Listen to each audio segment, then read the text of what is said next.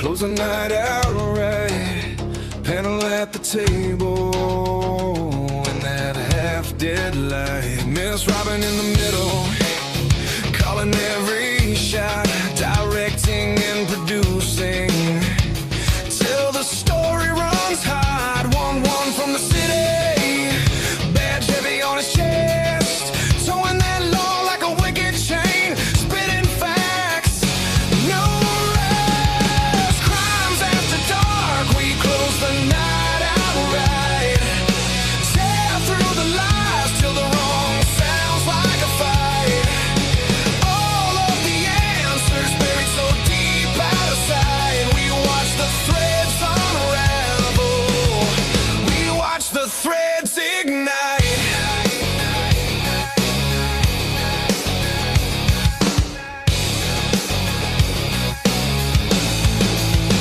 JJ in the corner, state of the deep in his head. Which lies to toss and which ones to keep instead. Dago from the cafe says forget about it, leans back, spins his thoughts like a blade cutting holes in the track. Lee at the front, head advocate, steady stare, every word like a warning, every silence a dare. All of them leaning in, clock crawling, eyes bright. Every secret feels louder than the buzzing of the night. Crimes after dark, we close the night out right. Tear through the lies till the wrong sounds like a fight.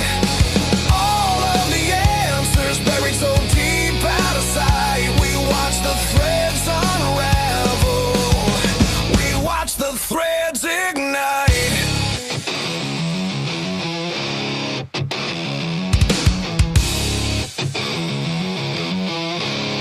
You can bury it in paper, you can lock it in a file, but the truth bleeds through, drip by drip, tile by tile. We're dragging it to daylight, name by name, line by line. If you wrote it in the shadows, we'll read it out this time. Yeah.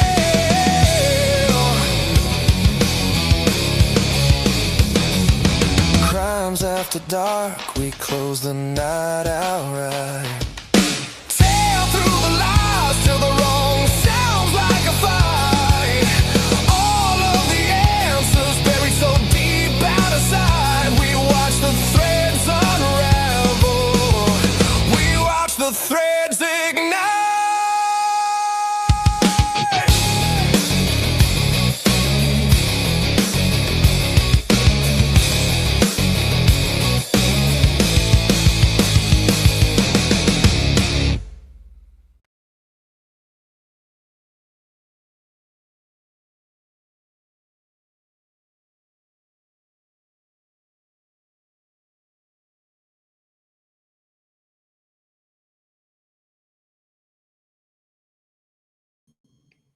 Okay, so apparently StreamYard did its typical shit of muting me for no reason whatsoever. It wasn't me, it was software. Thank you all. I can see everybody waving, which you normally wave when you can hear me, but you're all like, fucking, we can't hear you, shit, fucking turn your microphone. Anyways, so once I figured out you were all tapping your ear, I was like, oh, wait a minute, can you guys not hear me? Thank you so much for letting me know. I think, fuck, StreamYard, get your shit together. I don't know what's going on. Oh my God, today you have no idea. Let me give you a sample of today. Today, I found out Kash Patel from the FBI was in Kentucky where I'm supposed to go.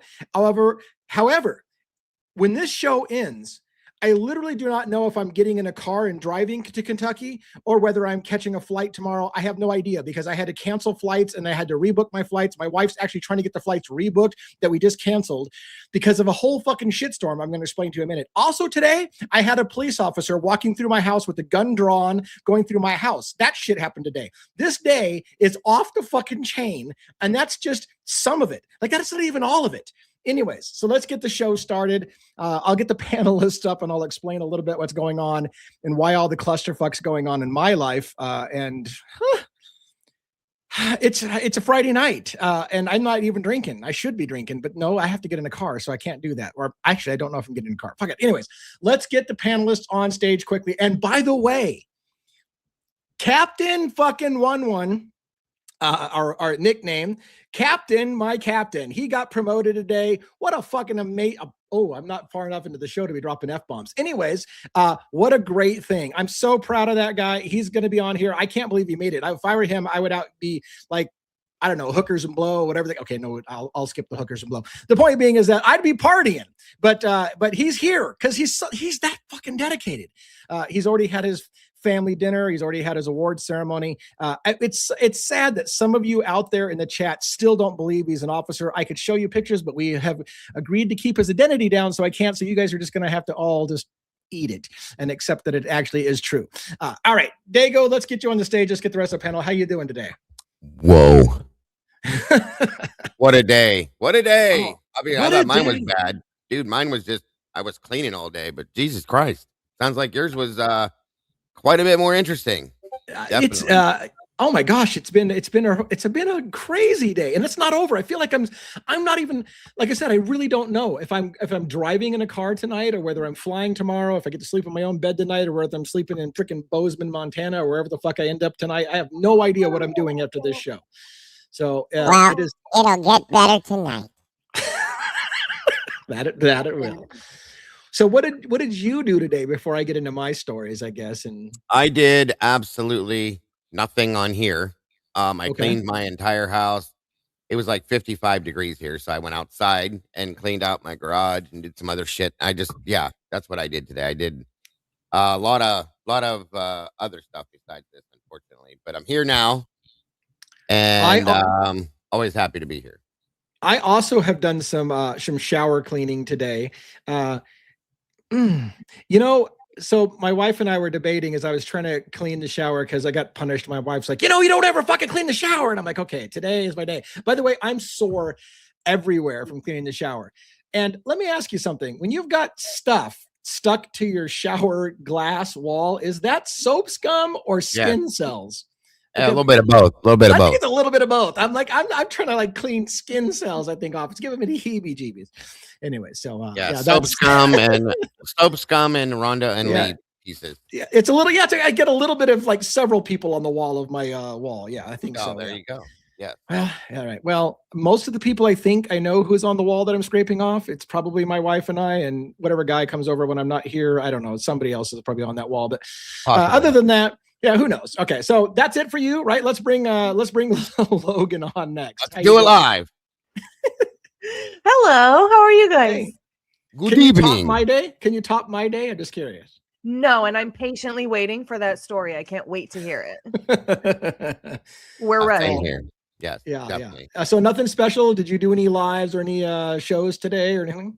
I did a live earlier and kind of found some interesting things out about the phone from, the Dylan phone stuff. So we talked about that. Yes. So hopefully I can touch on it later. I was going to say, I hope you're going to share it with us and not just keep it a secret. So I cannot wait to hear about that as well. So if there wasn't anything extra, I guess we'll bring the rest of the panel up. We'll get one to say goodnight to his family if they aren't, if they're still waiting for him to say goodnight, although I'm sure they spent the major part of today with them. Maybe they're sick and tired of him by now. They're like, oh my God, dude, I was with you all day celebrating you. Maybe we should take a break. I don't know. Let's get Robin on stage. Robin, how you doing? All right, how are you? What's so funny? You never want to tell stories like this when you have an author on your panel because you never know what might show up in one of the books. Right, exactly. Oh my God. I think my life is a little nuts sometimes. Sometimes I think people don't realize I probably had a very strange life. It's all good. So feel free to keep sharing. Anything special today for you that you did? No, just my AI making fun of yours. But other than that, Fair enough. All right. We only got 2 more panelists to get on the stage. We got a full house today. Let's get JJ from State of the Deep. How you doing tonight? What's up, everybody? DA, Robin, Dago, Logan, Denizens, Meatballs, brother? Believers, and Mods. Hello, It's Friday. everybody. Yay. Happy Friday. Yeah. Dago, that voice effect is disturbing. What are you talking about? It's very disturbing, but I like it. What are you talking about? I love it. And for all you metalheads out there, I was never a metalhead. And I went through a punk rock phase when I was young. I was a skater, so I kind of went through that phase. And this past week, Dago will appreciate this. I started listening to the Black Flag, My War Side 2. Oh God. The heavy, dark stuff. So I got back into that.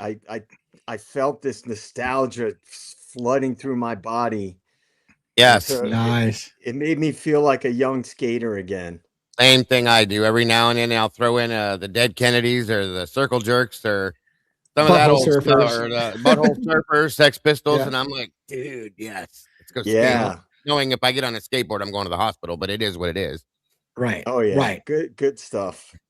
That is amazeballs. I didn't really do that myself, but I knew the music a little bit because I had friends into it. So, but yeah, very, very cool. Anything other than Awesome stuff. nostalgia blastback that you had going on today? Let's see. I already told Dago about this, but on the music tip, I ordered some music toys this week because Yes. I'm trying to get back into practicing bass again. So I ordered a little bass amp. It's supposed to be delivered today, but I guess it got delayed because of the storms on the East Coast, so probably won't get delivered today. I had a busy day. I got a crazy busy weekend. I just found out like this week that in Colorado, because of the new laws, if you have a concealed carry permit, when you renew it, you have to take a class again. Oh yeah, again. So it used to be if you had, already taken the class, you just renew it. You file the paperwork, they do the background checks and all that stuff. But I just found out you have to take another class. So tomorrow morning I have to take that class before I can file my paperwork and stuff. So I've been running around the last few days, getting a lot of stuff together and all the other crap that I'm trying to do right now. So I had a busy day. I might be getting a Roland ES 370 electronic drum set, folks. So I might be getting a new instrument too. We're getting the band back together. Yeah, I've been trying to practice bass again. I put it down for a while because I didn't have time. I just literally didn't have time to practice. So I've been forcing myself to practice every day. I've been playing with my son on the acoustic bass because he plays, acoustic. He does a lot of acoustic songs he writes. I've been trying to follow him on the acoustic bass, picking that back up just a little. It's great to get back into it. I've been, I play guitar and I play every week. So I kind of get my guitar chops at least medium, like, they're passable. But you don't play bass for a while, man. You pick it up. It's ugly. It's word. I don't know how you got guitar players. This is what kills me. This here. My hands are made to do this, not this. I don't know how you guys do that. Weird to get back into it again, but it's fun. I love the bass. I really love the bass. So anyway, that's my music funny journey. about that? I was never a musician, but again, I was a huge Motley Crue fan when I was younger, and Nikki Sixx was the bass player, and Nikki Sixx wrote all their music, and I always thought it was weird that a bass player would be writing your music, because I thought bass wasn't really. I would assume a guitarist or a piano guy would be writing your music, but the bass player. No. Geddy Lee wrote sometimes a lot. The bassist and the drummers are the best songwriters because you can't have a rock band without the drums or the bass. A good driving bass, yeah. It is. Yeah. I would argue it's the most important part of a band. Yes, it is.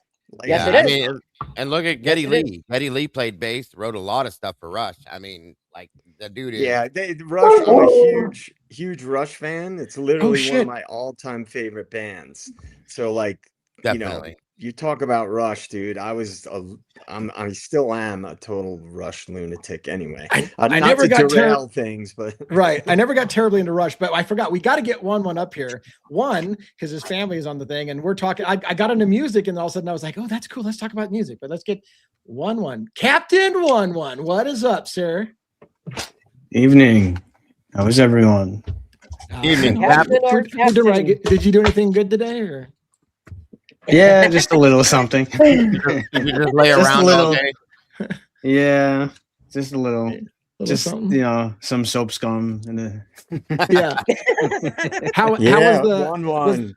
Yeah, buddy. Was the ceremony good, like you hoped it would be, or? Yeah. I mean the ceremony. They edit the video a little bit. They throw in some stuff. It's mostly predominantly the same that they usually use, and it's narrated by James Earl Jones. Obviously he's not alive anymore.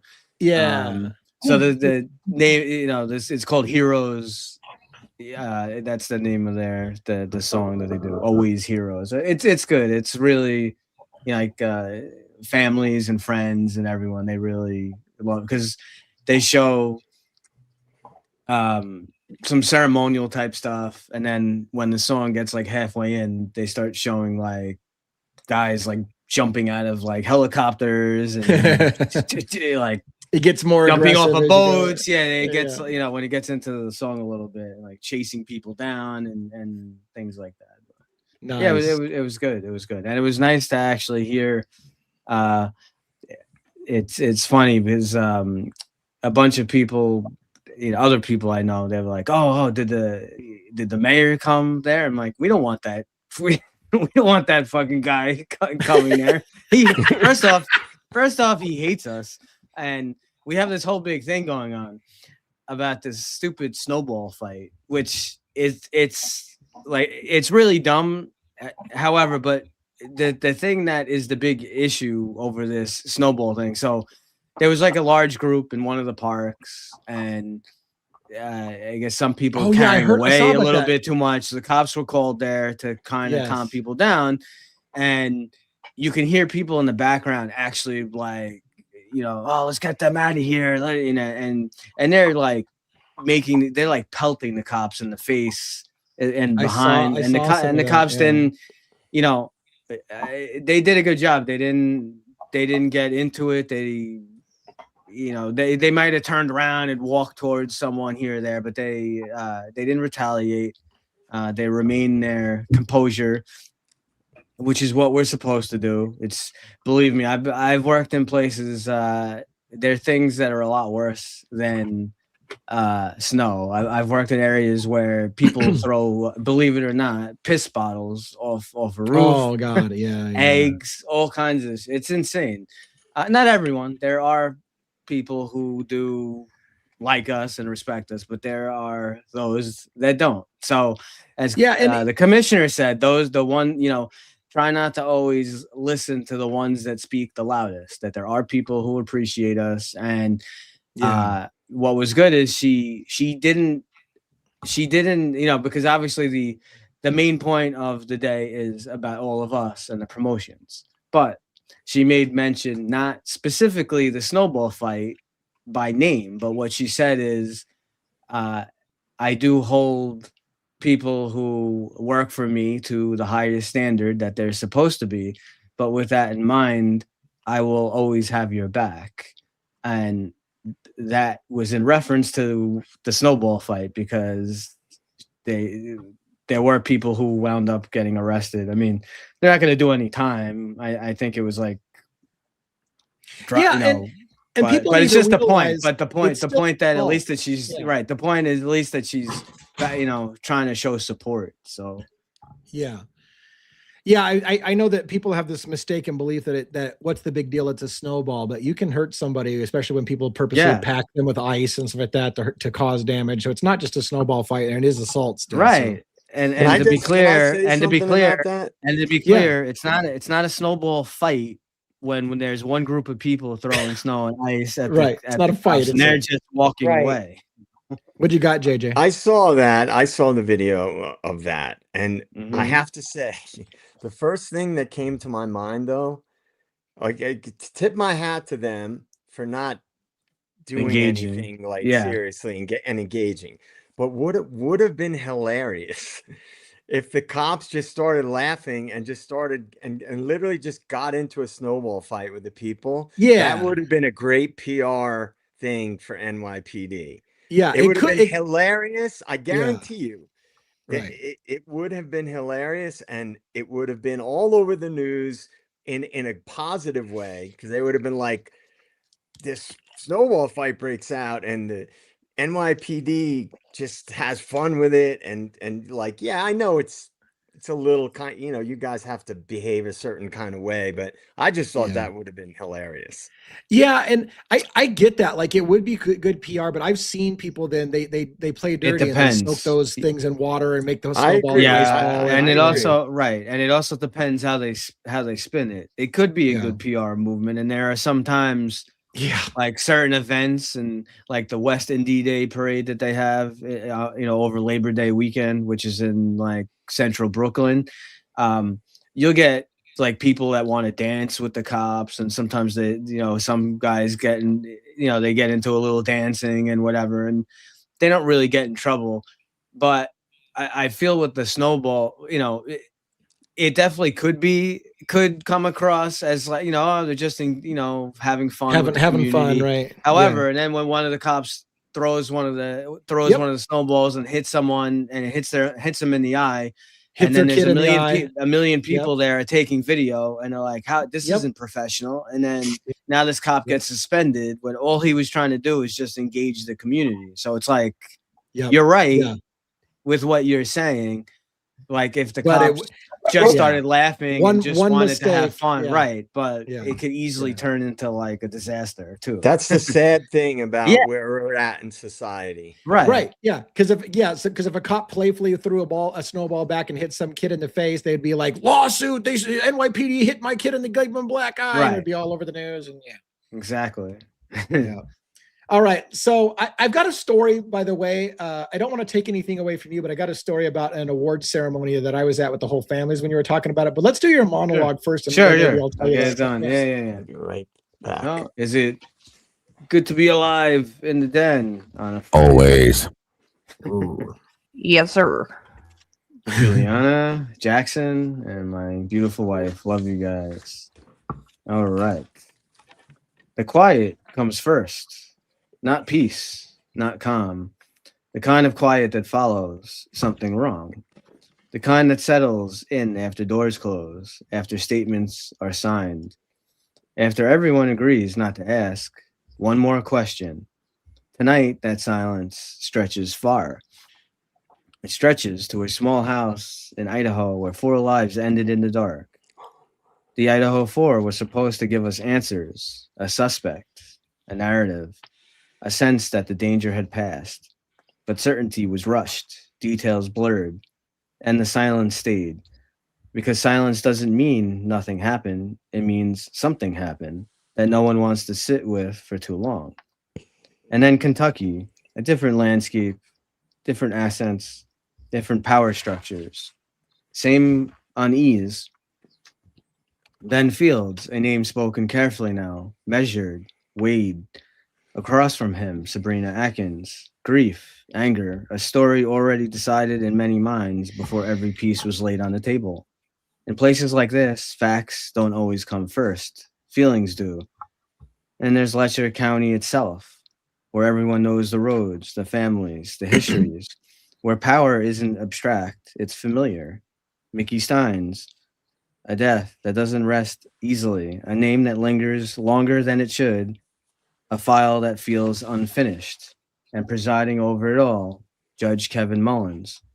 The bench, the robe, the promise that the system works the same for everyone. Promises sound different when you whisper them in a town where consequences are personal. Tonight isn't about conclusions, it's not about certainty, it's about what connects these places. Rushed answers, protected narratives, and the quiet pressure to move on before the truth has finished forming. because when justice is hurried, it doesn't vanish. It lowers its voice. And when everything gets quiet enough, you can finally hear what doesn't belong. This is Devil's Advocates. Lower your voice. Listen closely. The silence is talking. And with that, live from New York, it's Friday night. All righty. Well, here we go. I am excited. So yeah, I was going to tell you real briefly about an awards ceremony. It was kind of funny because for a while I was working in, I was an IT guy, but I had top secret clearance and I was in national security, and I bumped elbows with other 3-letter agencies. And I had that one moment where it was cool bringing my wife to an award, to our Christmas party, and they handed out awards. And it was, to me, it was hysterical. Tonight we have an award for, Mrs. So-and-so. And what she did, we can't tell you about, and where she did it, we can't tell you about it. But know for certain that she helped make the world a safer place today. And I'm like, that's hilarious. Like, here's an award for something you can't know what happened, and we can't tell you the details, but it was really cool, and wish we could share it with you. Thank you very much. Yeah, trust me, bro. It's like the silenced heroes. It's probably, yeah. It's funny. It is funny to hear it at an award show, but just think about how many people work for different agencies or whatever, military or undercover, and some of the crazy stuff that they're involved in, and it's like top secret, and we can't know what it is. Yeah. It was pretty funny. And it was one of those moments that you're kind of laughing, like, somebody looks at you like, what'd they do? Like, I can't tell you. I would have, and then the best line, I could tell you, but then I'd have to kill you.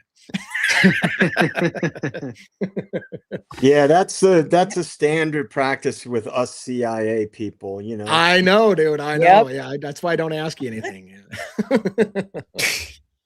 So, anyways, I do want to hear your stories. I thought I'd share briefly. I'll try to be brief. I'm not great at brevity.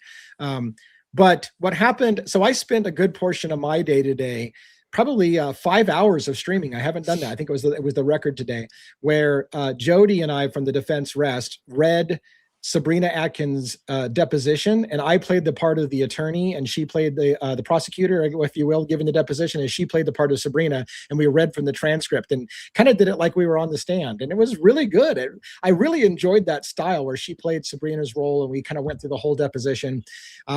It was very enjoyable. And then I think probably an hour after we get off of the deposition and whatever, I get a text message from 2 different people saying, holy shit, dude, I'm so sorry.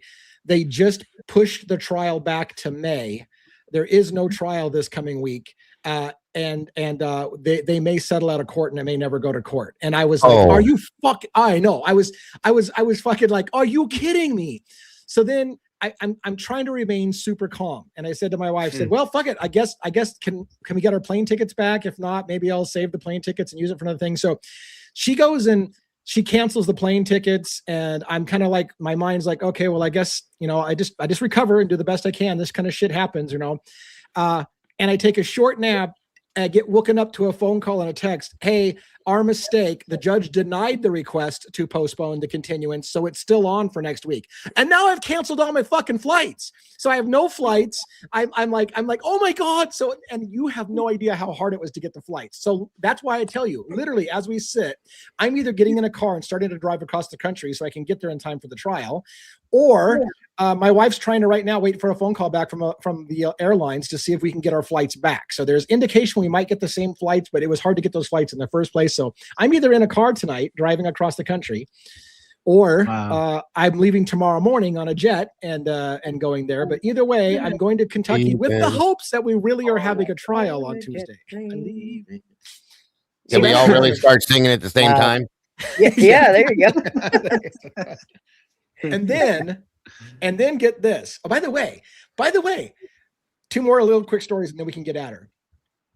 I found out today, Kash Patel from the FBI, guess where he was at today? London, Kentucky, where I'm going to be in a couple days. I'm like, why the fuck is he in London, Kentucky? Kash Patel from the FBI is talking about rural law enforcement issues in a closed not to the public meeting. And I'm thinking, this is exactly what we're talking about. Rural counties, Letcher County, Kentucky, and the FBI director is he's 30 miles away from where I'm going to be in a couple days. So I don't know if he's still going to be there. I don't know if he's going to be, if he peripherally is involved, or if the whole reason he's there is some kind of guys on that, but that's super interesting. Thanks. If that's the case, it took long enough. Right. Yeah. I've called the FBI and they didn't want to talk to me, but now the FBI is there. So that's interesting. All right. I think you should have a talk with that guy, DA. Cash Patel? Yeah. I think you tell should, him. You should give him a stern talking to. And tell him that your buddy JJ from the CIA told him to do that. Yeah. That's a good call. That's a good CIA contact.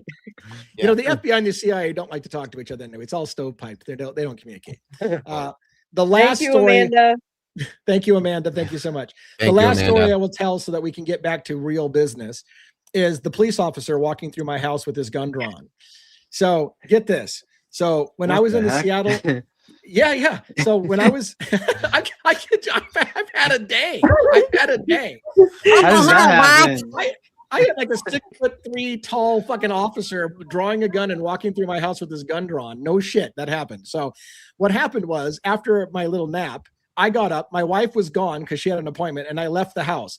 Unbeknownst to me, the security system that we brought over from Seattle to this place, and we set it up, the house alarm was set, and I didn't know it. So I left my house, and the alarm went off on my house when I left. So I got a phone call when I was down at the grocery store saying, hey, front door alarm just went off on your house. Is everything okay? Can I get your security passcode? Problem is, I set that security passcode about 6 years ago, and I think I know what it was, but I don't know. And they're taught, when you give the passcode, they don't say if it's right or wrong. They just send the police if it's wrong. So I said, look, I think it's, and I gave them my passcode. I think it's this. They go, okay, thank you very much. And then I see a police car go up my hill to my house. And I'm like, oh, fuck. So I go up and I check my home security system because I got cameras. And I'm watching this big cop walk through my thing with this gun drawn all through my house. And I'm like, oh, shit, it's on. Like, now I can't go into my house because I don't want to get shot. So I'm just sitting in the parking lot waiting for the officer to get out of my house. And he comes out and I'm like, hey, I'm the homeowner. And he's like, oh, okay. So we had a little conversation. He's a super nice guy. I thanked him for his service and coming and checking out my place. Told him that I didn't remember my passcode apparently correctly, and all's worked out. But that's the kind of fucking day I had today. It's crazy. Nice. Wow, boss, you had a bad day. Yeah. So God. Top that. Anyone got better than that for today? I can't match that. Not even close. You win. Yeah, you win. I cleaned my house. That was horrible. Having said that, yeah, I'm happy. I'm happy with the response time of local police department. It was very good response time. I love that. So yeah, I feel a little bit safer, and I got to meet one of our local sheriff's deputies. So that was cool. Got to shake hands with him, and now he knows me on a first name basis, and vice versa. So that's good as well. So I don't know the code. I still don't know the code to my house. What I figured I'd do is I give a little bit of time, and then I'll call up the security company and say, hey, I should probably reset my security code because apparently I failed today. So we'll get that figured out. But there you go. I'm done talking. It's all you guys for the rest of the night. Everybody have a great night. Thank you so much for joining us. We will see you tomorrow. I'm just kidding. Yeah, where I live, if they force you to get an alarm permit. So it was like a few years ago. I didn't have anyone walking through my house, but my alarm went off. So he actually went in your house when nobody was there? Correct. Yeah. Well, to be fair, my front door was unlocked, and so he just walked right in when he found the door unlocked. So, and I was impressed. I was impressed that he had gun drawn all through the house, kind of thing. So that was kind of. And I wasn't, like I said, I wasn't about to go in there. By the way, I don't know what you were going to say, one, and you should finish that. But I will tell you real quick. In Everett near Seattle, they only do that one time for you. And if they get called to your house again and it was kind of like, oops, I made a mistake. They charge you big money. I think it's $75 for a house call kind of thing. So you get one fuck up and then they start charging you for coming to your place. So we don't even get one fuck up. Like they'll come and as soon as it's generated from, with the 911 operator, if you don't have an alarm permit on file, you get a $250 fine that you have to pay. and then you have to also get the alarm permit, which is I think it's like $200 for it's good for 2 years, but so now you have to pay like $450. Wow. Yeah, it's a big mistake. That's such bullshit. There's nothing they could do, even though even they come to my house. If I miss like I had, they tried to call me on the phone and I missed it or whatever it is, because obviously I am law enforcement, right? I work in New York. I'm law enforcement under New York. They still can't. They are not even able to give me a courtesy because it's automatically generated on the machine. Right. So, yeah. Oh wow. We don't get that here, but you get response from Barney and Andy, and then you get a lecture where I live at. That's so old. You got the guy with his thumbs in his belt loops, pulling his pants up to his nipples, telling you need to get that under control because we don't have time for this kind of stuff here, and because there's only there's 4 of us, and we get a break-in every 17 years. So, that's what they have to do all day. That's what I do want to say that the first time it happened to us, my wife and I had in Everett, we went to a hockey game, to the local Silvertips game.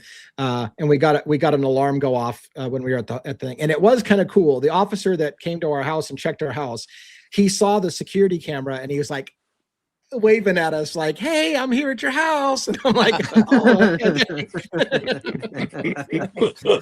nice." So, I'm just surprised that they went inside your house. No, they would. Or not. That's why. Yeah, they would. That's normal. Yeah. That's normal Yeah. protocol because you see an unlock. Obviously no one's home. Yeah, I don't know how long he waited, but a door unlocked. They would. Yeah, I thought it He had would to be almost. a- He probably thought it was a legit burden, a legit that could burglary be too, going yeah, on. that With a may- door, yeah. I mean, Yeah. there's no, like you said, you just left it unlocked. So I mean, Yeah. obviously, a telltale sign would be seeing any damage to the door or forced entry, obviously, which he didn't see. But if the door was wide open. Oh, okay, Mr. Police Guy. Just because you know these things, doesn't mean we all do. Sorry, bro. So God. Who do Lisa you think you Hawkins are, captain or something? Yeah, Lisa- right? You Yeah, got them Lisa bars. Hawkins- Something like that. You got them bars, y'all. Yeah, I just want to say hi to Lisa because we did when my wife and I lived in Everett, we had friends in Marysville, so we know both those areas very well. So good to see some people from the West Side. I worked in downtown Seattle, lived in Everett, had friends in Marysville, so all of those areas we know. In fact, I think we still have. Well, we have up by Lake Stevens. Anyways, yeah, I know that area quite a bit. So thanks for the shout out from the local area. Hey, So, yeah. you guys, I have a question. I want to know if you guys think I should be concerned about law enforcement in my area. In the past, they were doing a big drug task force in this area because it's on the main cross-country corridor. Mhm. And it was like a pretty big deal for this area. And I was driving past a big apartment complex and I saw an unmarked car pull up, and like 3 actually unmarked cars pull up, and there was a pickup truck parked in a parking spot. And when the first guy that jumped out of the unmarked car, he couldn't pull his weapon out of his holster. He was fumbling with his weapon, like really That's always bad. a good sign. Like it was very, and I said, that's probably not a good thing. No. Because he's the first guy, confronting this person. And if I can tell that he looks really nervous and awkward, Yeah. it's probably not a good thing. What do you guys think? I would tend to agree with you. No, you're 1,000% accurate. They've done numerous interviews and stuff with different perpetrators that are incarcerated that actually took action again, or possibly even seriously injured or killed law enforcement. And the question's always asked, why? Like, what was it that made them do that? That's what we always want to know. Why? What was the big deal? And most of them said that, yeah, like they may have had like a longer record. They want to go back in. But the main thing is they said that the officer that came to talk to them wasn't on their game, Yeah. So like what you're talking about, like going up and fumbling and like acting nervous, acting like you have 3 days on the job, you don't know what the hell you're doing. That is the kind of thing that gets officers hurt, sadly. And all it I was can say obvious is, too. Yeah. It was really obvious. Yeah. And people, I feel like the public doesn't use common sense. With police officers, you should exercise slow movements and hands wide out in the open where they can see. I shit you not, there was a local story from where my hometown. A man had kidnapped his son, went to his ex-wife's school where she taught, and shot her in the head in front of people. And people walked up to the police officers to shake their hand in essentially what is just done an active shooting situation, and charge up to shake and come at them to put their hand out. And I'm like, you fucking dumbass. Like, you literally do not walk up on a cop after someone just got shot and go, I just want to shake your hand. Like, how about you just like stay the fuck back and keep your hands up? And like, why would you do that? Like, why do you not have common sense? Everybody's on high alert in that situation, and JJ, unfortunately, like it's a set. I've again, it's always easy to Monday night quarterback, and we review this stuff with body cameras. But that's one of the great things with body cameras is to review though the tactics and some of the stuff that my fellow officers use. And unfortunately, that is one of the things. Sure, it doesn't matter if you have, 2 days on the job or 20 plus years like me. If I'm on a car stop, if I run your plate and your plate comes back that this is a stolen car or it's a car wanted in a robbery or something, sure, is my heart gonna start like racing a little bit? Like, am I gonna get pumped up? But it's how you control that, and you have to be able to. Like that also will keep you safe.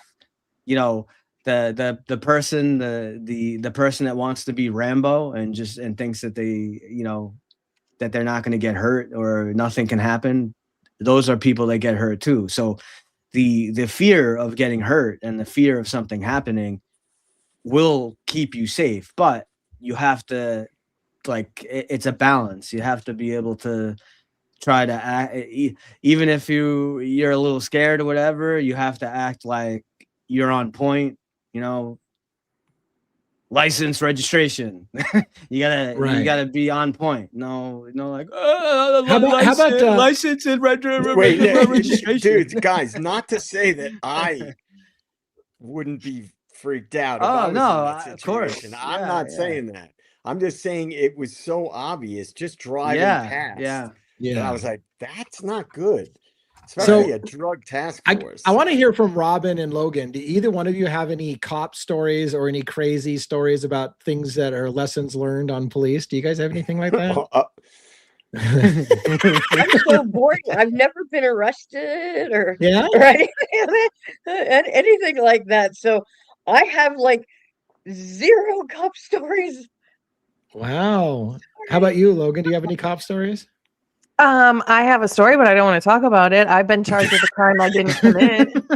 Oh, did you really? Oh, yeah. That's why I'm You got charged. Did you get convicted of something you didn't do? I did. Oh, you don't want to talk about that either. Yeah, I did. But then a week before my probation was up, my probation officer called me and said, we found out that you were telling the truth and that you didn't act. I was like, cool. So am I off probation and this all goes away? He was like, no.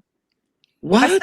I still had to do the next week of probation still. Wow. Yeah, it was a horrible time. Oh, man. Lawsuit. Yeah. I've looked into that. I've looked into it. Can I tell you guys a funny story? Yeah, go ahead. It's Friday. When I was young, I was probably about 20 years old. And I know it's going to shock you guys, but I occasionally went into bars when I was underage. I know. What? I know. It's crazy. Whoa. Oh, my God, JJ. Yeah, I know. And I was a lifeguard at the beach for 4 summers, right? So it's my second summer as a lifeguard. And I rode my bike to a bar close by, and I went in, I was hanging out, and then when I was leaving, I saw my neighbor, this woman who lived across the street from me. Oops. And she was being harassed by these dudes. They were just, being dicks. Yeah. And so I went over to her, and I was on my bicycle, right? So I'm just talking to her. She's my neighbor. I know her. And this guy runs up and grabs her and like swings her around. And she was freaked out. You could tell. It was pretty obvious she was freaked out. And I have 4 sisters. I'm very protective. It's just like the way that I am. And I knew this person. I could tell she was annoyed. Yeah. So I went over and I was like, what are you doing? And it was a group of people. So I went over and was like, hey, just to try to like make her feel more comfortable. And one of the guys came at me basically. And I won't tell you what happened. It wasn't good for him. But right as this happened, 2 cop cars pulled up, one from each direction. And I'm in the street with this guy. And the area where I worked was one part of the town where the beach was. The other part of the town didn't have the beach. So there was a lot of tension between the 2 sides of the town that had separate police forces. Okay. Right. So there's beef there between the cops. So one of the cops was from one side of town, and one was from the other side of town. So, and I'm underage, number one, and I had just come out of that bar. Well, the cop walks up, and I could see him getting out of his car, and I didn't recognize him right away. Big dude. And he walks up first.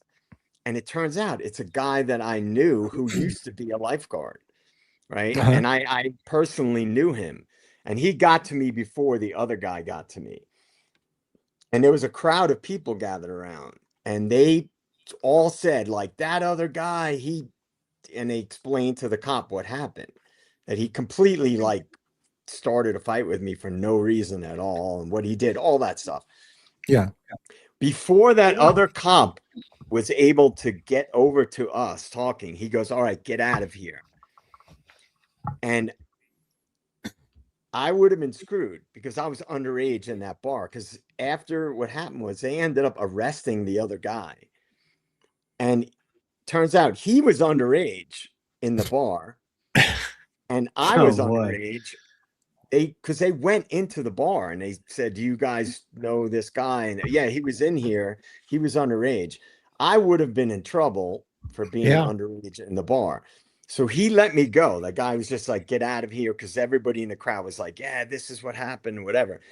Well, it turns out that guy, the other guy, was the son of a council person. Oh, my God. In the town. So the next time that I saw that cop, the big guy who let me go, he was so fucking pissed at me. He goes, you have no idea how much shit you caused me. He's like, I got reamed out. I got totally reamed out. He ended up becoming the police chief in that town, by the way. But I had to buy that guy a case of beer just to like keep things on the even keel. Like, cause I understood what he did for me. Yeah. Right. Cause I would have been screwed. Because now there's another cop from the other town, right? He's not going to let me slide. So anyway, I just thought it was hilarious because that cop was so fucking pissed at me, man. I had to serve penance with some alcohol. What a great! I love these. I love these stories. Like I could tell stories too, but I realized people are like, oh my God, are you guys going to talk about? Sorry, I didn't mean to be so. No. It's like I want to tell stories too because I love these stories. They're very cool. They're very entertaining. But we probably should talk about our cases. But I love that. I love that story. I love all these stories. I want to know more about Logan's story, but she just said specifically she doesn't want to talk about it, so I won't ask her. You got anything else, Logan? Like with any cases tonight? I pled guilty to a crime I didn't commit. That's why I understand the whole Koberger pleading guilty, possibly to something he didn't commit.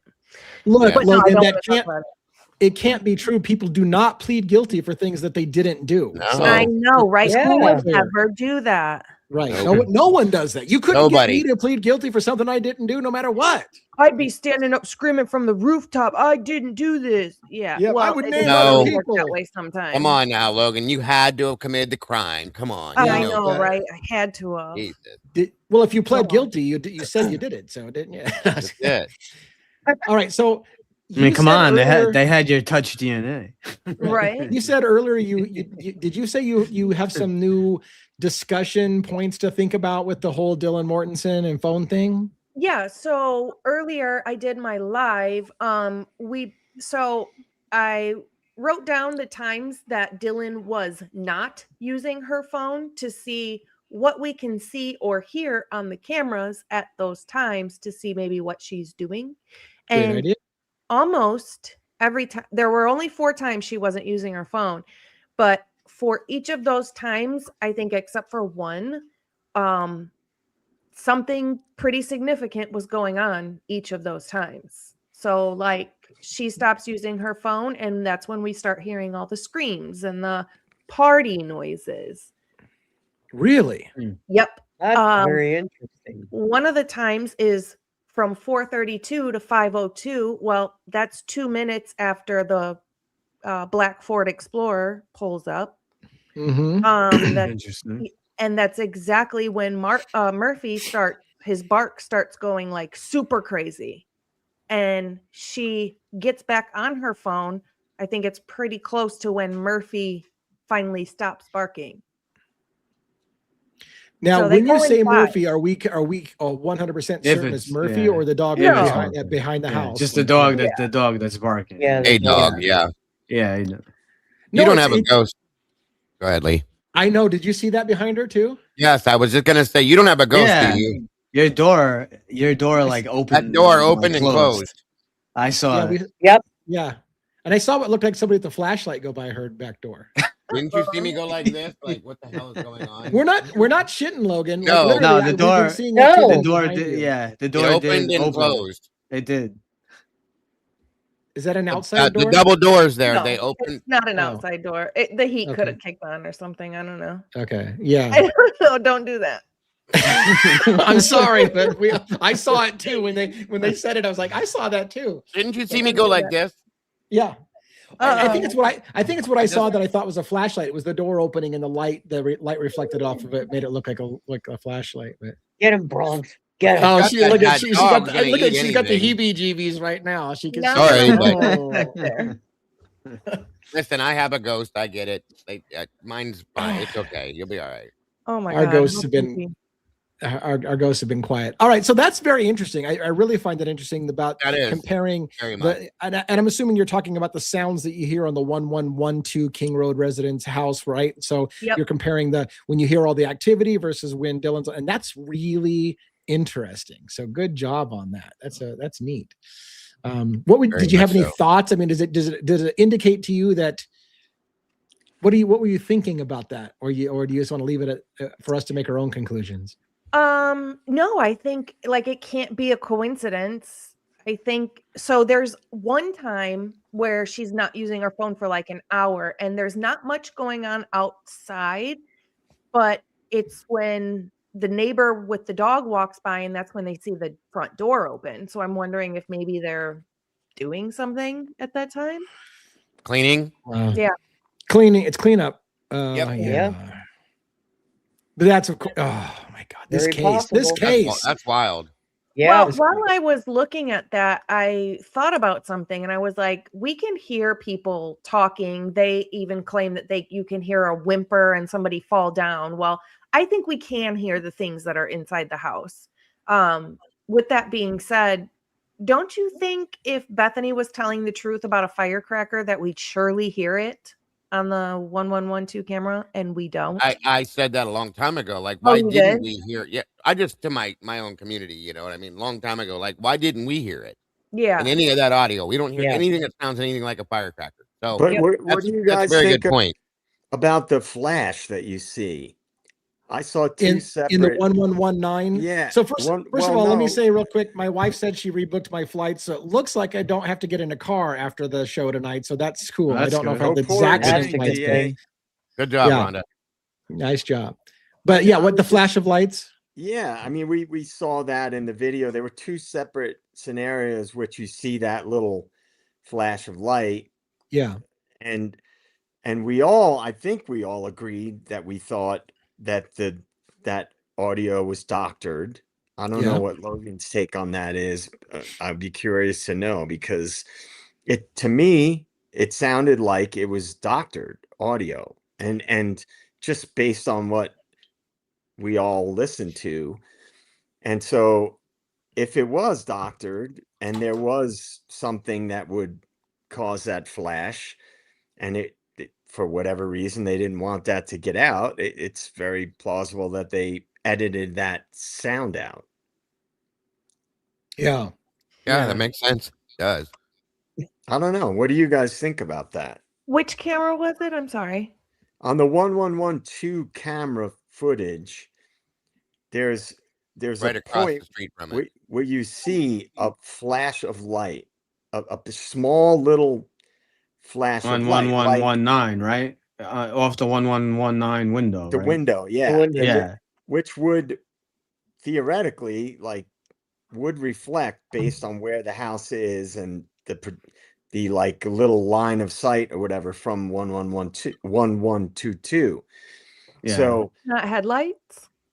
it was No. one single flash Yeah. of a light. flash, like a it's like a just light like bulb a- flash or a Yeah, it's not a Like- it's definitely not a headlight. It's not a No. headlight. No. no. I'd have to You- You get can a even time hear stamp on one it. of the flashes, you can actually hear a snapping sound as it happens too. You can hear like a snap, and then you see a flash in the corner of the Right. And 1119. I concede to 11, like we discussed this a long time ago, that could have Yeah. been something else, not a gunshot. I Right. totally Right. concede that. Do you I remember agree. the Been time stamp? a stun Hold gun on. or something. Hold on, I don't mean to interrupt you guys. You're alone in your house, Logan, correct? Yeah. Oh yeah, well, your door's open That behind door you. keeps moving. Listen, I I'm The not door's trying open to, again. no, I I opened don't it. want to scare you, but they recorded that. There was a hand that closed that door. I will show it to you if you want to see it. Yeah, but not right now. Okay. Okay. Are I'm you- sorry. I'm just making sure you're safe, kid. That's all. You I'm open worried you about. opened that door. When did you open that Yeah, door? I got up and Okay. opened it. Okay. There is an actual video of a hand pulling that door shut. I have the video, and if you want to see it, I will show you. But I just want to make sure you're safe. That's all. Is that You're Bronx? Does Bronx put freaking like me a out glove right now. on? And Oh did he my reach God. up and shut the door? Probably. He's very, very intelligent. No, I'm Let just me kidding. tell you, I will say this, Logan. If something happens, we will have great coverage of your case. Oh my gosh, that's horrible. There's that gallows humor. All right. Well, I'm not joking around. I was just trying to be like, yeah. make sure you're okay. That's all. Because that weirded me the Oh. hell out. And they sent me a clip of it, and I'm like, what the fuck? Oh, all right. Yeah, I can't even get back on track after, but it's interesting. Yeah, the flat. Sorry. So, by the way, I don't know what JJ was talking about, but I know that it's been a long time since I watched the 1112 King Road Residence House. But there was a time when right next to the house, between there's that lower house that's right beside it that Emily lived in. Right, there was a flash of light that lit up that house for a second there, and then there was also a flash of light that you can see all the way down the street in the corner of 1119. That you hear a snap sound and a really quick bright flash in the corner of the window, and they're different. They're two different flashes, and so I don't know what those are. I've always wanted to know. The other $1 million question on the audio is you can't tell definitively if those sounds are coming from inside 1112, inside the house next to 1112, or in the house behind, which is 1122. Like it's almost impossible to definitively tell where those sounds are coming from. Which the last thing I want to say about that is funny, because the PCA or whatever will actually make reference to a dog whimper and a thud that they say you could hear from that same camera at 1122 King Road behind it, but yet we're supposed to believe that all other sounds that you hear couldn't possibly have come from 1122 King Road residents, while they also single out a sound that you can hear from one. I don't even understand that, but anyways. I mean, from the other bedroom. Oh, I see. We got some thank gifts. you, Bianca, so much for the 5 new turtles. I appreciate you so much. Nice. I think what was the spare bedroom, I believe, near the it was near a piece of exercise equipment. Was it I don't know. I know there was a few creators that covered it, and there was like some kind of candle oil thing in glass that had broke. That's like on the floor. It looks like a stain of like oil. I believe it's the second bedroom. That could be one of the, I don't know. Did someone try to come in through that spare bedroom or something? And you could see the oil stain. I think it's near the treadmill. I believe.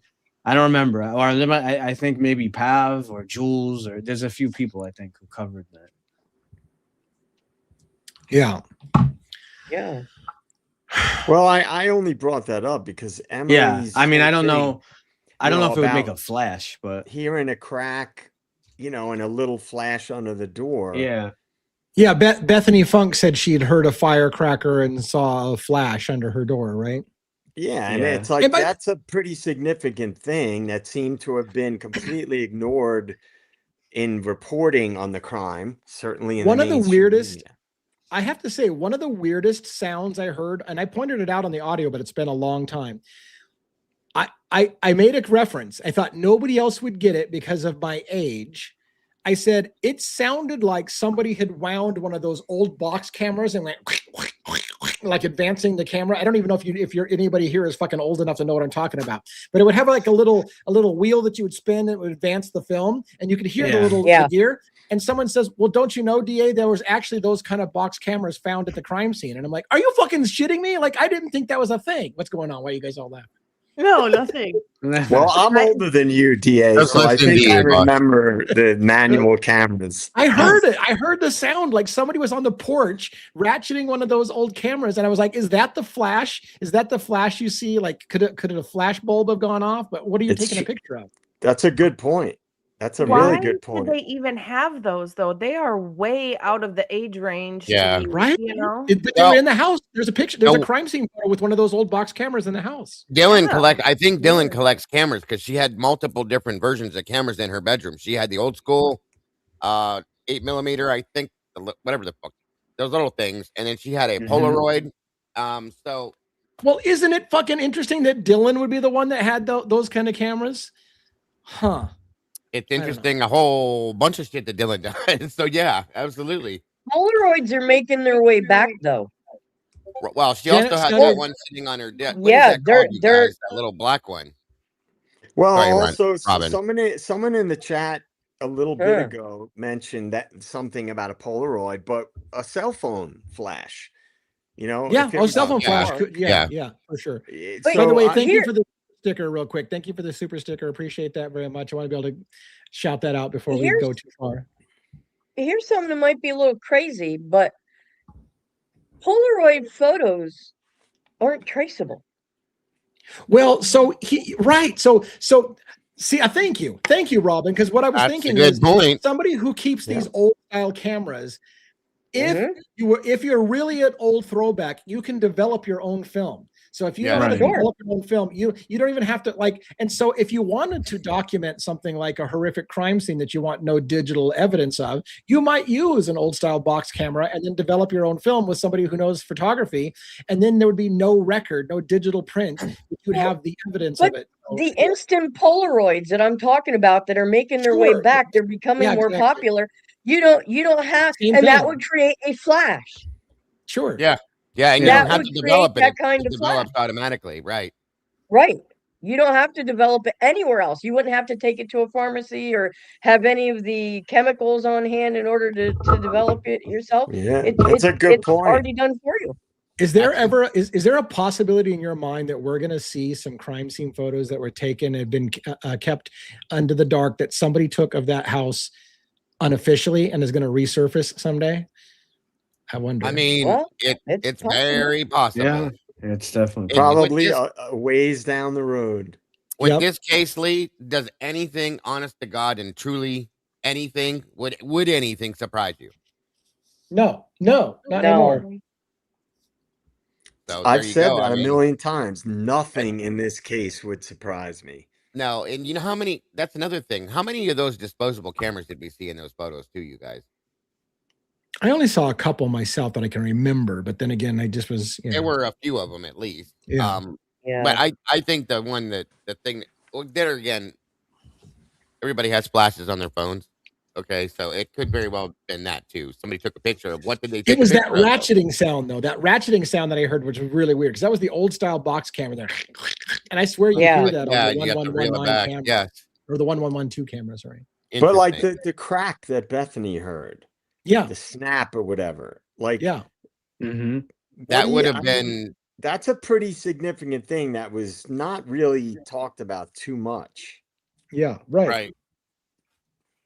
I mean, and that's the thing. Like, I have always felt, and I know some of you will disagree, it's all over the place. I always felt that the firecracker sound and the snap that I see and hear on the thing is not consistent with gunfire. Like, I still can't. No. There's a part of me that still can't believe a gun went off. I know everybody thinks a gun was involved in this crime. I just don't feel like a gun went off. Now, could it have been a taser? Something like that? Did somebody hit somebody with a taser? I don't know, but like, I still have problems myself believing that a gun was fired in that thing, even though I know there's some evidence of forensics that came in that was a gun, forensics expert on ballistics and stuff like that. So maybe they thought there was a gun. There's even an officer that's on one of the body cameras that talks about a possible gun. So I don't know, but I personally think, as I've said before, with all the fuckery we've seen in this case, if for whatever reason that did not fit with the narrative, they could have easily changed the narrative and not released information that supported that narrative, that there was a gunshot heard, right? So it's, for me personally, when I look at the body of everything that we've seen and collectively together, so much of it has been wrong, false, whether it be deliberately false or through incompetence, right? So at this point, if that did not fit with their narrative for whatever the reason and whatever level of fuckery was involved, then they could easily shift that narrative and not show the public information that supported the potential that a gun was used. Even if it was just one person was shot or a shot was fired for whatever the reason. So that's how I look at it. I think that I can never get past the amount of bullshit we've been fed. I know. And that's honestly, I think that's why we're gonna see post-conviction relief filed, because I just think there's colossal fuckery in this case, and it's gonna have to have it relooked at, because I just feel like there's just too much. There's too much they lied about. It's just ridiculous. I don't hear a gunshot, but I do think that one of the perpetrators did have one with them and used it as a weapon, but not shooting anybody. Do you think it was used to kind of like keep people from reacting while something else was done? Or do you think it was like somebody got pistol whipped? Is that what you're trying to say? Like, you think somebody was pistol whipped with a gun, or do you think it was more like, you don't make a move while we do something to this person, and then, that kept them at bay so they didn't fight back? I think it was brought maybe just in case for who they ran into in the home unexpectedly. I think it was used on Kaylee's face, the butt end of it, and probably to have people do what they want them to. Yeah, it's interesting. So in that regards, then, do you believe the quote unquote gun rack guy sound that Pavarotti says is a gun rack? Maybe. I don't know. Probably. Fair enough. I mean, if somebody, think about it, if somebody is familiar with weapons which no matter how you slice it in this case, not a good term to use, but I apologize. It was unintentional, but they would have been familiar with weapons. Yeah. Right. So in a state like Idaho, it's not a big stretch to imagine that they also had a gun, right? Because if you were going to commit a major crime, you would want as much, as you could possibly have to carry it out and use what you Control. had to use, to carry out a crime. So, the use of a gun either as a threat or in some other ways highly plausible as far as I'm concerned. And I definitely think it's possible. I mean, it's hard to know about a gunshot, but I don't want to get crazy, but when we were listening to the audio, that sounded like people experiencing trauma over a course of time, like 30 minutes or something like that. It took a while. And the question became, did they get killed one by one? And if that's the case, then would somebody with a gun keep people in line while they did whatever they were going to do to one person and then move on to the next person and so on? And was the threat of being shot enough to keep them at bay? It is a question. I feel like it's difficult for me to go too far with those line of questioning because we don't have enough evidence and it sounds like we're just pulling shit out of our ass. However, at the same token, I still maintain it didn't happen the way they told us it happened. So what do you do, I don't know. Are you suggesting that the government's lying to us, DA? I would never do that. Oh, unacceptable. Oh my God. Yeah. Good old Bill Thompson and Ashley Jennings. No, I will say, guys, they were on the up and up, and we know it. Come on. I will say more and more, it's not just the book Frame, which we talk about a lot, but more and more, I can't tell you the number of stories in which prosecution and law enforcement decide who they want for somebody and they bend the evidence to fit. And that happens so much that I feel like in any case, you have to legitimately ask the question, is there any possibility that they just decided this is the person we're going to put it on and started to ignore anything that didn't fit the story? So, because it happens too often. It happens way too often. So that's where I'm at. I tend to think that it was more orchestrated than that, in the sense that it wasn't, we're going to just frame somebody. I think in that case, I don't think there'd be so many inconsistencies if it was just, this is what we're going to go with, and this is the guy we're going to go with. I think with all the other inconsistencies and all the other information about, national security being associated with it and multi-agencies being in that area, in my opinion, the framed angle is obviously possible with what we all know, but in my opinion, it's more likely that there was a bigger thing involved that needed to be covered up. And that, well, you all know my theory about co-murder. And I think they pivoted too. Well, that's what I believe.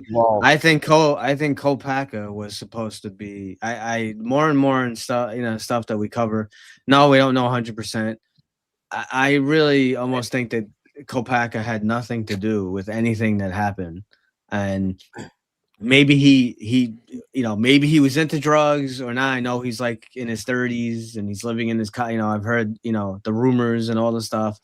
So maybe he was a drug dealer, and maybe he was into drugs, dealing and whatnot, and he knew the wrong people, and maybe he was asked to be part of it and didn't want to be part of it. But I think that he was the original Patsy, and then with what happened with Kopaka, obviously he's now dead.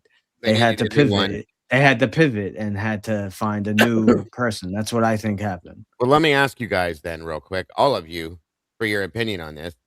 Based on what we just talked about here, do you guys think if this is a frame job, do you think it started before or after the murders? After, I feel. I struggle with the fact that Brian Koberger was being pulled over often. So that kind of makes me think that it's possible that they were looking at him for something before. Yeah, I'm not Yeah, sure. I'm gonna Good say point. before. Good point. Robin says before, Lee says after. I believe it was after. My theory at the moment is one of their CIs got exposed for ratting on something, and they were killed for snitching to the police, and that was a huge embarrassment to them, and they went to cover it up. So therefore, I don't think they were planning on their CI getting killed. So once their CI got killed, they had to concoct a story that covered their CI. Sure. And so that's when they found somebody to pin it on. But or like I believe, and I still believe, and unless I'm, something comes out that changes my mind, that Koberger was working with or for the feds. There was a lot of funding in that area for, law enforcement related things. We know there were a multi-agency task force in the area. And a guy studying what Koberger was studying would likely be someone that wanted to work with the feds. And like I said, all we know about him is what we've been told after the fact. Right. So if there was an operation going on and they needed to cover up the fact that a CI was killed and there was collateral damage because of that, the university would not want that to get out. And if Koberger was already involved with the NIJ funding, it would be very easy to slip him in after the fact. And we don't know anything. We're told this. He's at this prison. He took a plea deal, this, that, and the other. When the feds are involved, they have virtually unlimited power to move things around, to control local law enforcement. They have unlimited funds. And so, in my opinion, that is still what I believe. Yeah. I can tell you guys don't agree with me there, but no, it's possible. I think it is possible. That's fine. I'm just saying, I'm simply stating that because I understand that there's other potential scenarios. That he was framed is very obviously a potential scenario. I won't say, I know.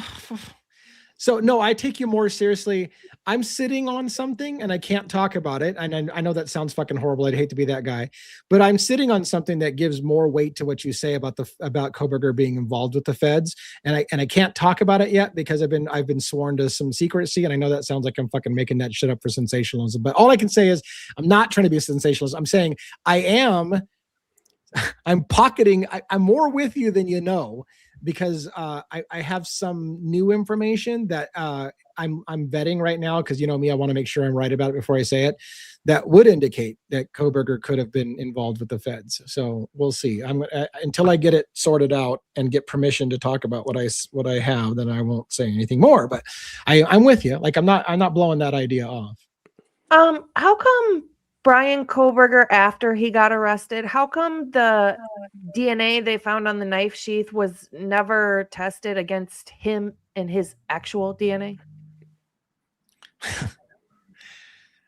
Did they say? I think they said it was too small of a source or something like that. Didn't they say that they couldn't? They had been. I think it was something like that. Like they said it was. They claimed that there wasn't enough left. Right. But after their initial testing, there wasn't enough left. Yeah. Because remember, it's supposed to be the size smaller than like the human eye can see, like a grain of sand, of a pin or something like that. But then, God damn it. But then it doubled in size. Thank you. Yeah, and what the fuck? See, what is it? They said something else to you guys. Othram said that there was so much more than we can imagine that they had. Yes, right. That's the shit that pisses me off. On the one hand, you're saying, there was so much DNA at the scene. Oh, fuck off. There was never that much. You weren't going to even present the DNA. Oh my God, I want to strangle him. They were never going to present the DNA in trial. No, they didn't. They didn't compare it to him. That's damn it. You did it again, Logan. You always get my head going. That's something I've never even thought that, like, Wow. One more. That's probably one of the most important things in this case. And they didn't compare it to him. See, that doesn't no. I'm so irritated right now. Again. Yep. Yeah. Well, Wow. after seeing Othram Labs' presentation at CrimeCon, I think DA and I were both like, wait a second, hold on a minute. This seems like a corporate, fucking play. I mean, it's just a little too convenient that all of a sudden now, and by the way, if anybody's watched the Megyn Kelly stuff recently with the DNA stuff she talked about, I sent one a message saying, watch, Othram Labs is going to swoop in and they're going to save the day in the Nancy Guthrie case. Mm-hmm. And of course. Yeah. So I don't trust that company. And I think there's bigger things at play. And that's why it's that, in addition to all the other things, that make me think there were bigger things at play in the Idaho 4 case. Yeah. And I find it really, really, I haven't made the connection, but I find it really, really disturbing that, what's his name? Dallinger, Chief Dallinger, now the new chief, right, has got FBI training during this whole thing. Like, what the fuck is going on with the FBI and Moscow Police Department? He did it during the investigation, like right after.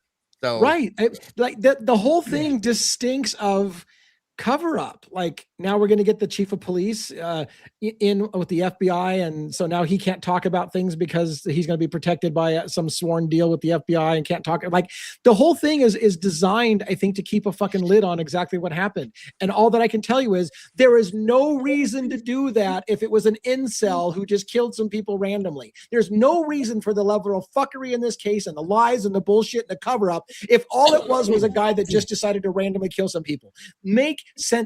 Have some common logic. There's no way it's what you said it was for the kind of shit that's going on in that police department and that prosecution. There's no way it was what they said it was. It almost makes you wonder if he went there to take a class on how to keep a secret. Right. I mean, it sounds kind of dumb, but Jesus Christ, Well,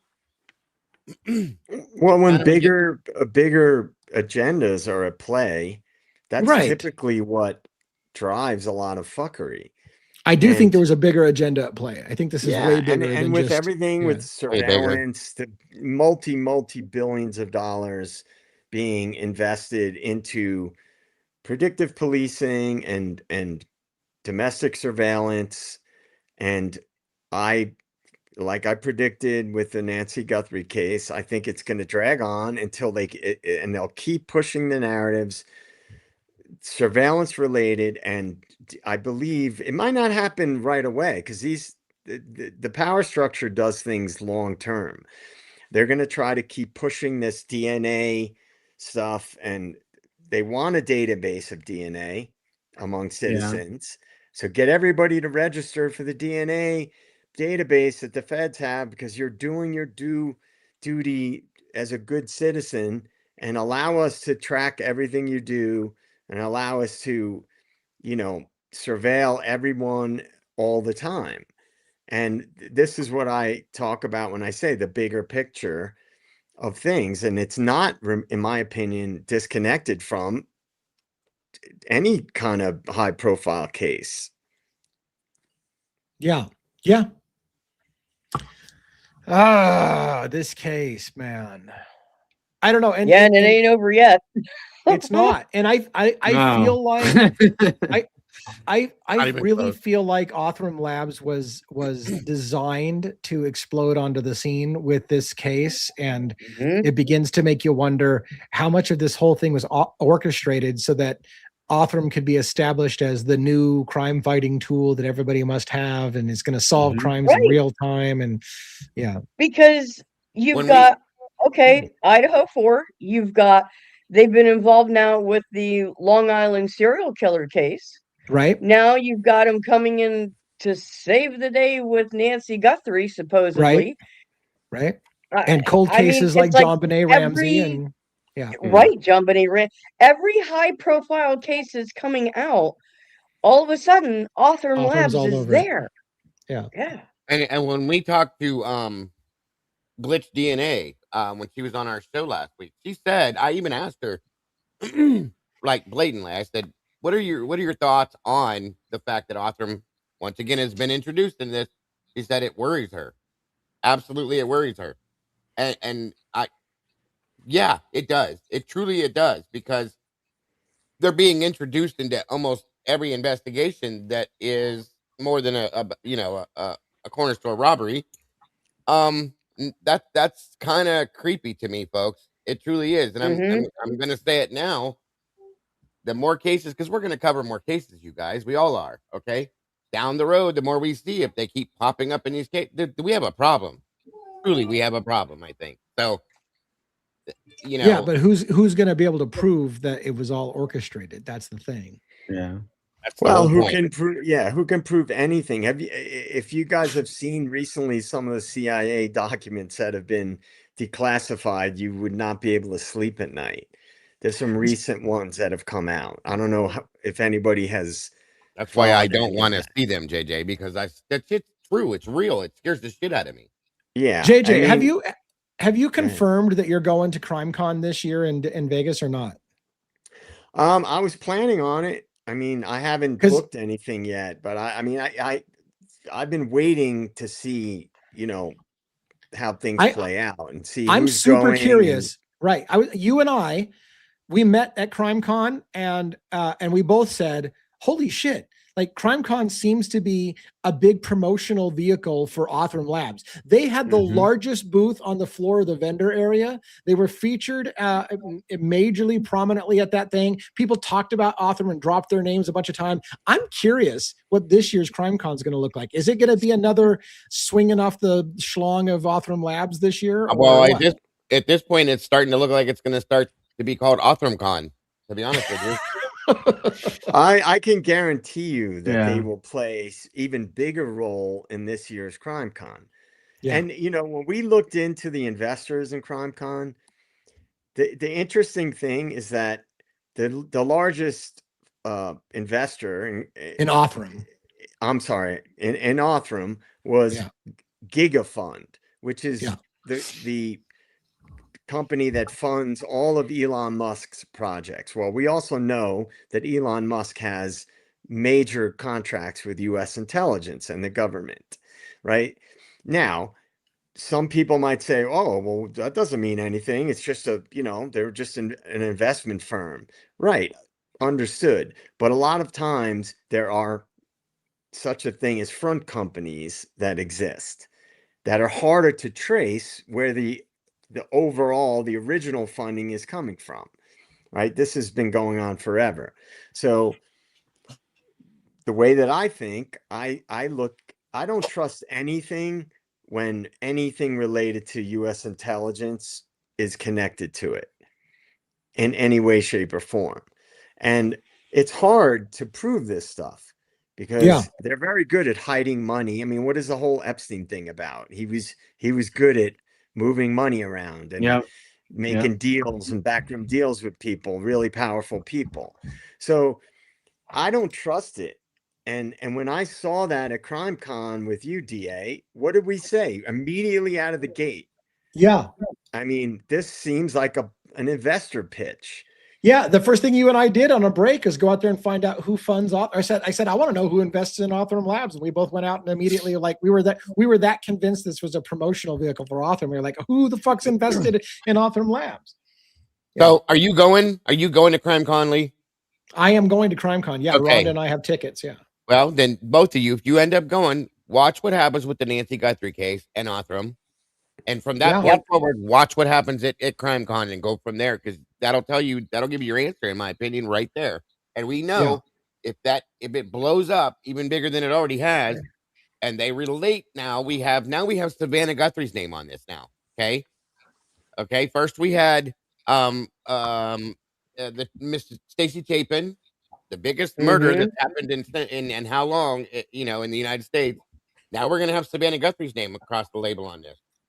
The only thing that would prevent me, I was full on to go, and I still want to go, is that I'm trying to sell something to get some extra cash to buy something else, and it hasn't sold yet. Right. So if I have to buy out of pocket, you know, it's gonna impact how much money I can spend, and I want to be able to go and enjoy myself if I'm gonna go to CrimeCon. And you know, it gets expensive, rooms and eating out and all that kind of stuff. So I'm 99% sure that I'm still planning to go. It just will depend on a couple of things. And don't get me wrong, you guys. Sorry for my voice tonight. If this happens, and it does happen that way, it's not going to be Nancy Guthrie's name on it. It's going to be Savannah's name because of who Savannah is.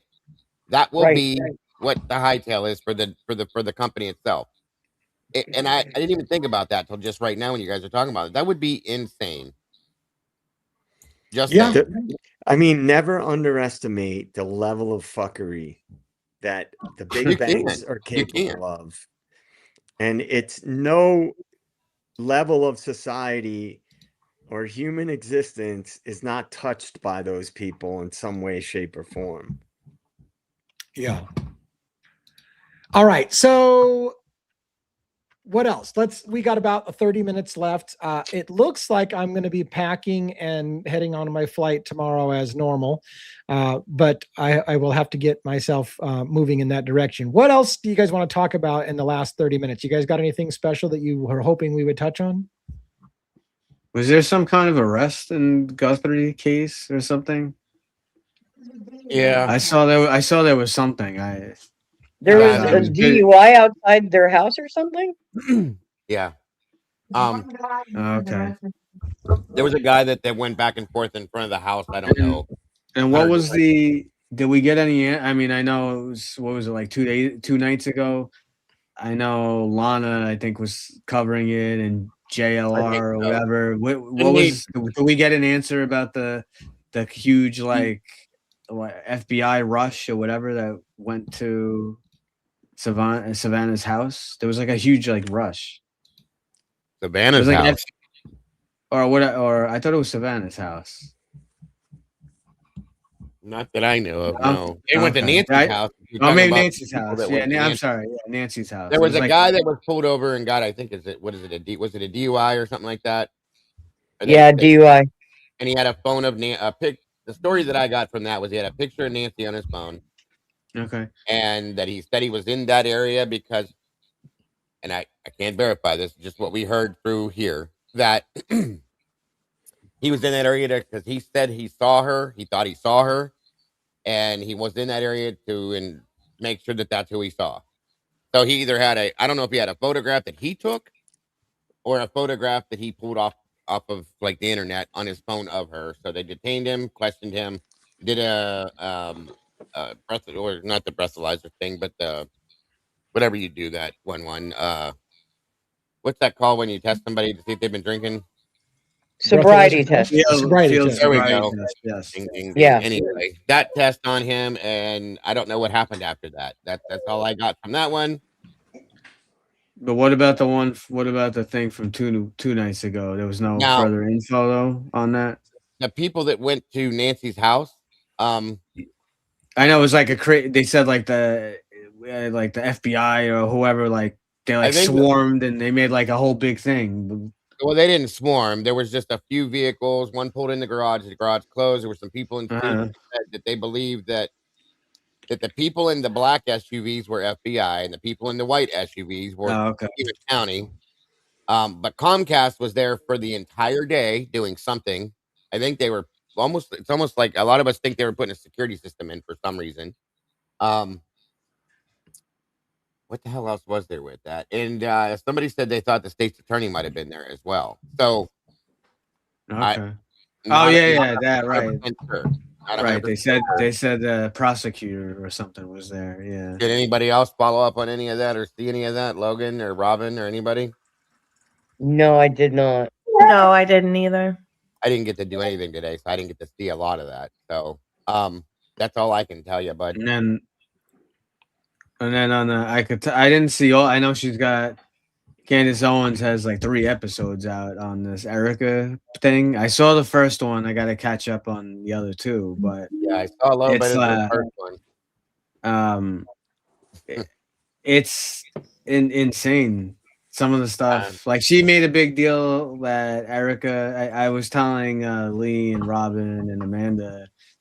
So she's making a big deal that Erica, is like kind of claiming that she's sweet, more so that she's Swedish than Syrian.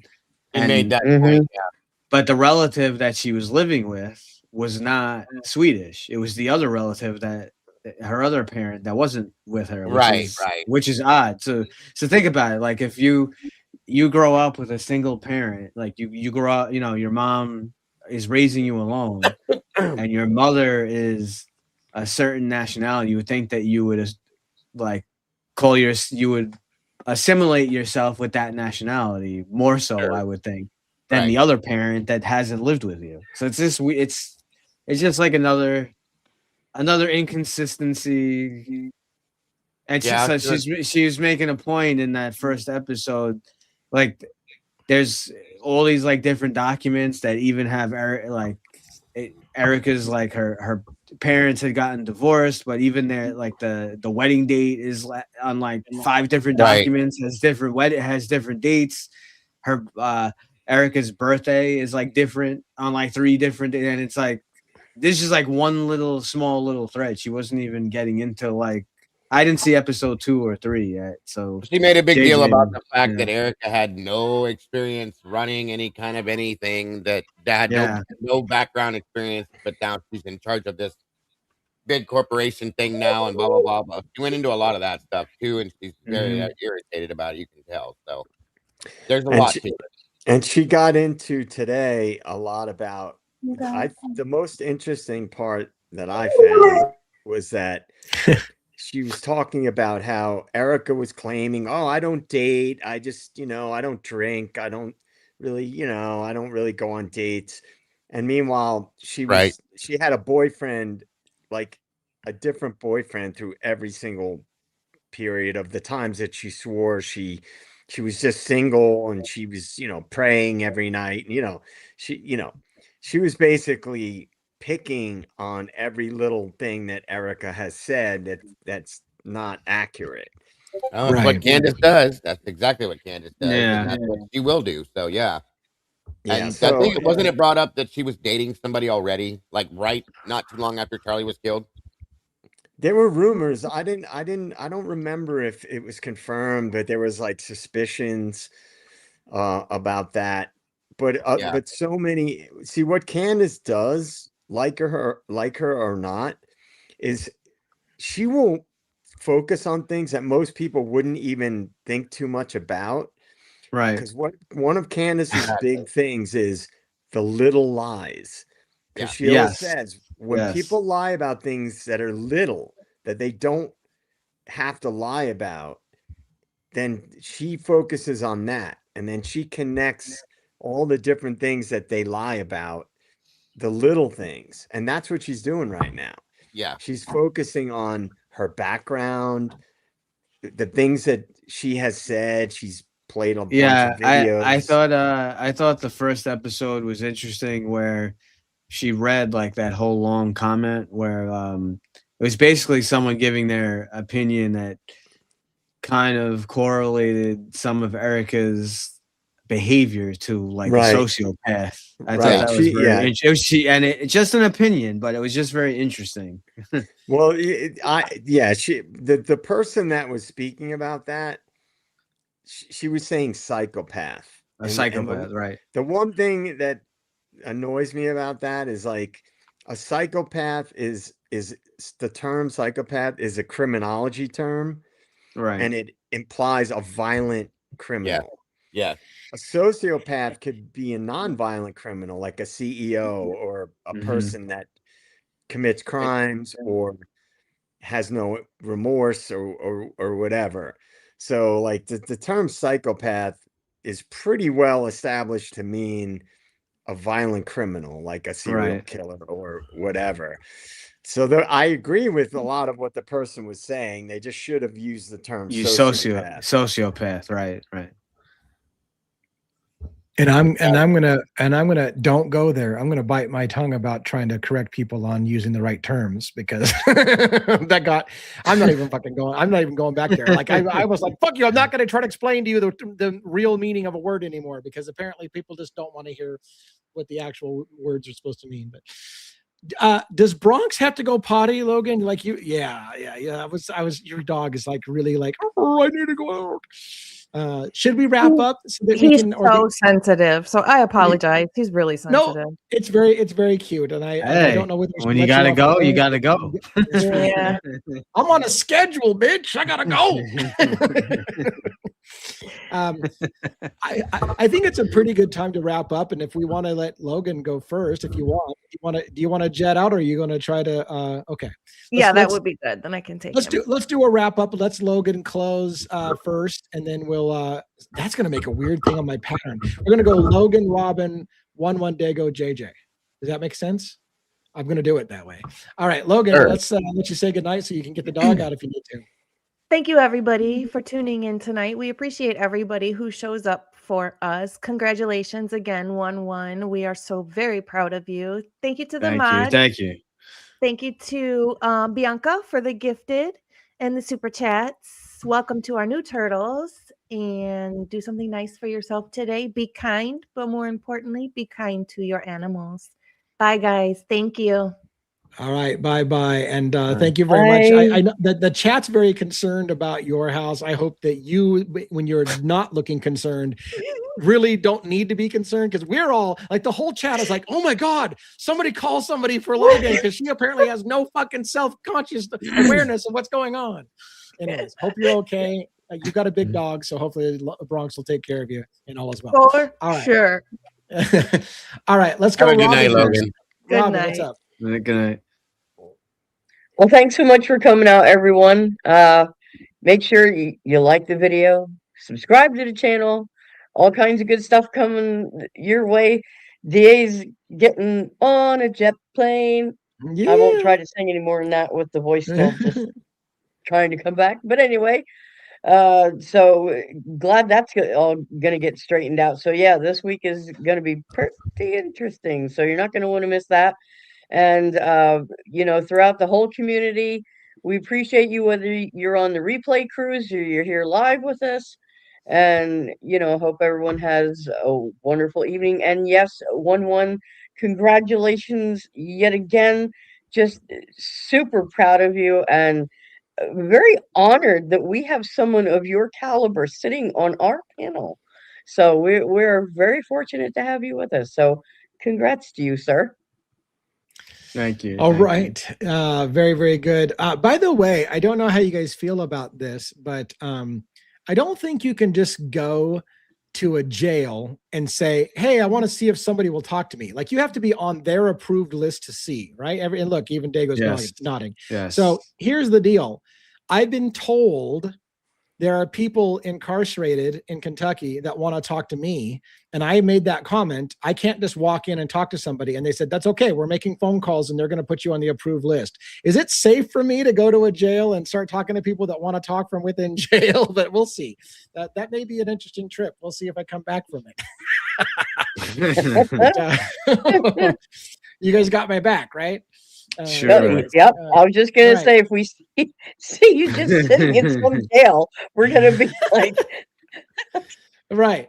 All right, Captain 1-1, what's up? Thanks to everyone for the well wishes. It was an amazing day.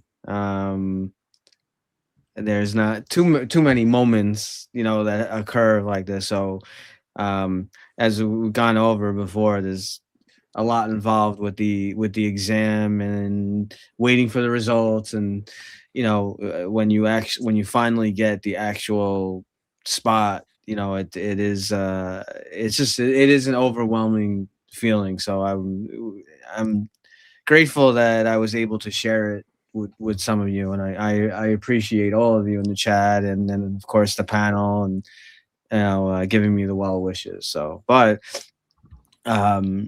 even I'm going to be doing some training, and my schedule might be a little wacky here or there, but I'm not going anywhere. So even, And you know, you don't have to if say it there's online, but you already know what precinct you're getting assigned to and all that good stuff? no, so the training is like 2 weeks, and then the third week, I believe we shadow, I guess, another captain, and then you know, and then from there I'll find out.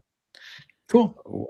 Find out from, you know, what's going on from there. But so thanks to everyone, mods and all of their great denizens, turtles, meatballs, and the panel, and great discussion as always. So here is my movie quote. All right, so it's two people talking back and forth. Stay away from me. Why? I just want to go back to my room. Why? Well, I'm very confused and I just need a chance to think things over. You've had your whole fucking life to think things over. What's good? A few minutes more gonna do you now. Stay away from me. Please don't hurt me. I'm not gonna hurt you. Stay away from me. Wendy, stay away. Darling, light of my life, I'm not gonna hurt you. You didn't let me finish my sentence. I said I'm not gonna hurt you. I'm just gonna bash your brains in. I'm gonna bash them right to fucking The Shining. Yeah. Wendy was the tip off, and then I had to confirm it with that. The Shining. Nice. I think Bianca got that first. Nice. Oh, very cool. Yeah. So perfect. Amazing. Well, thank you very much for the trivia. Very fun. Love that good old Jack Nicholson. I was too busy listening to him do the voice to even worry about the read. All right, so you got to get into it. I love it. Here's Johnny. All right, so Dago and then JJ, and then we're out, right? What's up? All right, guys. Thank you guys so very much for joining us as always tonight. Awesome show, great conversations. We were all over the place, all over a little bit everything, and I love that. Excuse me. There's definitely some interesting points made tonight too, and definitely some things to think about, in my opinion. So thank you all. Thank you to all the moderators as always. Again, we could never do this without you guys. I would never want to try, to be honest with you. All of you are amazing, and all this entire massive community we have now, and I'm grateful to all of you for that. Also, thank you to my producer and my videographer for everything they do as well. On top of that, so I can create this every day. So thank you, all of you. Absolutely. Thank you to Robin and Lee, JJ, Logan, and Captain 11. And again, congratulations, brother. Very proud of you. Thank you. Great bunch of people, folks. I am so very lucky to be able to be up here with these people every night. I love it. I absolutely love it. By the way, and thank you to Mrs. Lee in the background back there, Miss Rhonda. Thank you for everything you do. Again, all of you guys, absolutely, thank you. This is a great way to start to end our night. I think every night, I absolutely, truly love it. So thank you again, guys. Don't forget to tune in tomorrow night, 6 p.m. Eastern Standard Time, to the Verdict Room Unfiltered. Tomorrow it's going to be me, Miss Logan, Kim from Typically Unique, and my producer Mikey with The Last 24, talking about what we did this week, guys. So I hope you guys tune in for that. Looking forward to it, and don't forget, we'll be here again tomorrow night.